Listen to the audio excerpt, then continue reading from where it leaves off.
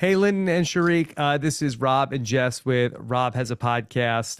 That we know that it was a tough leg for you both on the mega leg last week, but I thought that even though it didn't work out this week, I thought that you both came back really strong with your leg in the Jordan leg of the Amazing Race. How did it feel for the two of you? Jordan, it was amazing in terms of the sights, the sceneries, the just walking into so many different scenes from different movies. That was awesome. However, the heat exhaustion Yeah. was just Crazy. out of this world. To put it in perspective for you, 110 degrees in the desert. Yeah. Yeah. That's all I'm going to So say. it's dry heat. It's like, it's not even, you're not thinking like Florida, like humidity, like warm heat. No, this is dry, like choking heat. Like it was a lot. But I definitely think, coming from the mega leg, we were still physically exhausted because the mega leg was a 16-hour day. But I think, going into Jordan, we're like, we're going to try our hardest, whatever that looks like today. And we're going to show up for ourselves the only way we know how. So, yeah. So the two of you have mentioned that you are lifelong Amazing Race fans. And I think that's something that a lot of people that watch the show respond to. So I'm really curious, what is the biggest surprise for you as longtime viewers? What is the biggest thing that people don't understand from just watching the show? I don't think people understand the preparation that goes into being on the show. Beginning the show, right? So before you do that, before you start the challenges, you get rid of your phones, you get rid of every outside contact.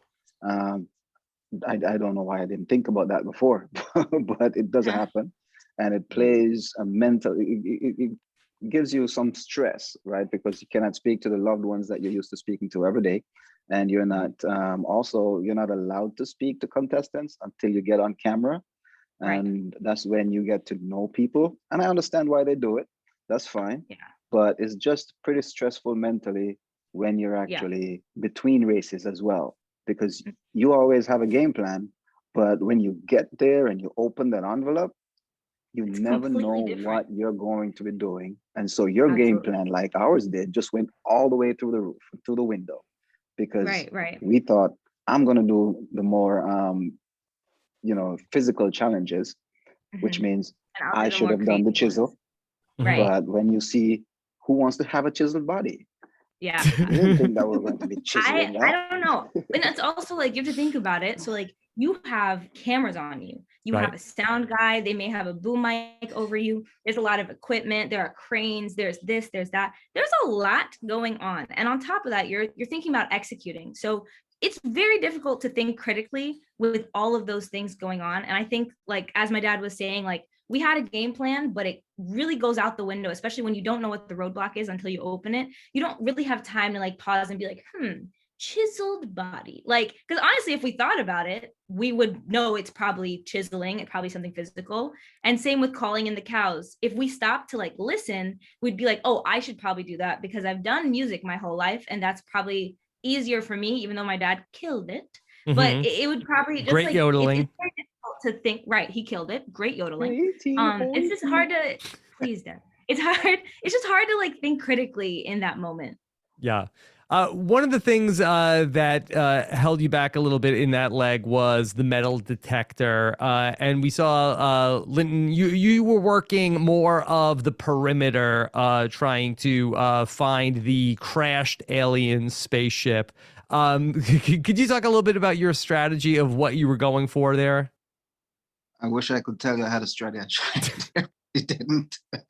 But to be honest with you, I'm someone who thinks outside the box. And that was me thinking outside the circle. Yeah. Because everyone's in the circle. There's got to be an outlier here somewhere. Of course, there was none. It was It was a lot easier than I thought. I was thinking too much into it. And so when I got there, I asked the group, and then to be the last person looking for a needle in a haystack, then I thought, you know what? I messed up here. I messed up real bad here.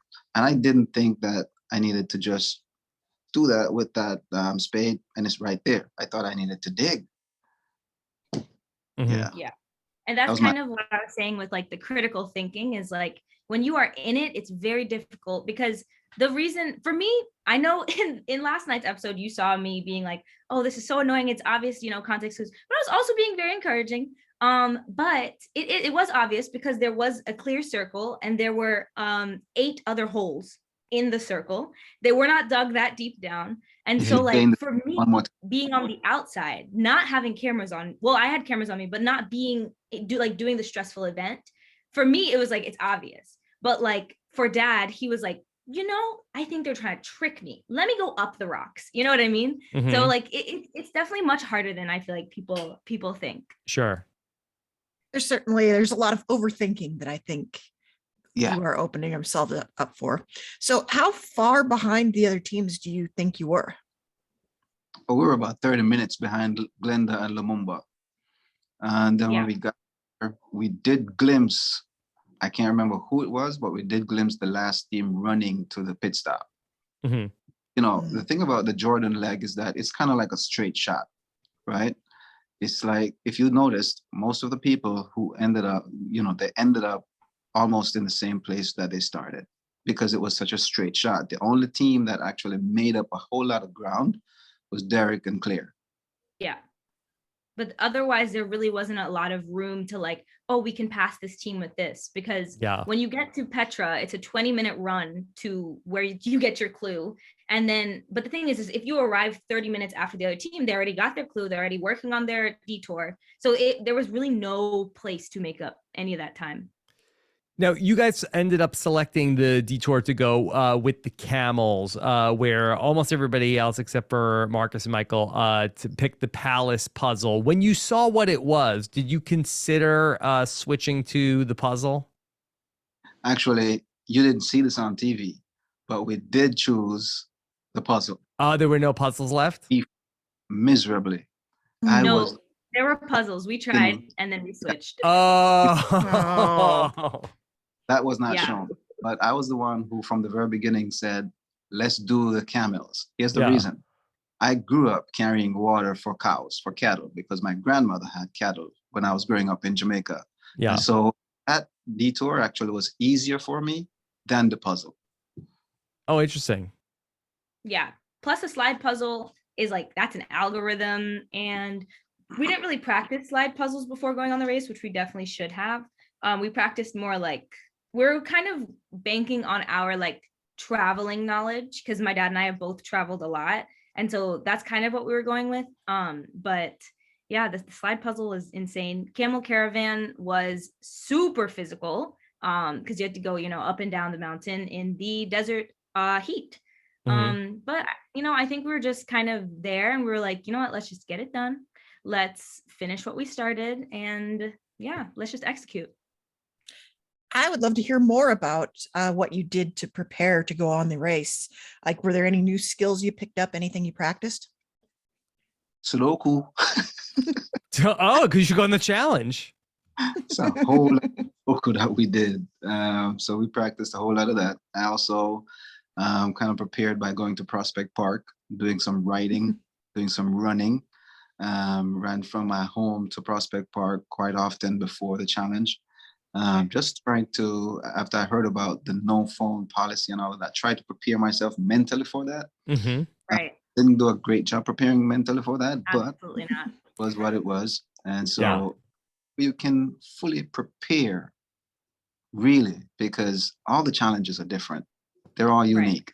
And until you get into a situation where you have to make a split-second decision and also look around and see other people maybe doing better or on your heels, then you won't understand the pressure cooker that you're in. But it's very exhilarating, very exhilarating.